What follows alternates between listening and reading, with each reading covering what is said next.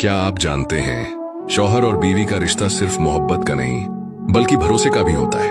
आजकल एक बड़ी गलती हम सब करते हैं, घर की छोटी छोटी बातें या शौहर बीवी का कोई इख्तिलाफ हम फौरन दूसरों को बता देते हैं, कभी माँ को, कभी बहन को या दोस्तों को। लेकिन याद रखिए, जितनी ज्यादा बातें बाहर जाती हैं उतनी ही ज्यादा गलतफहमियां पैदा होती हैं। शौहर बीवी का रिश्ता तभी मजबूत बनता है जब राज सिर्फ आपस में रहे।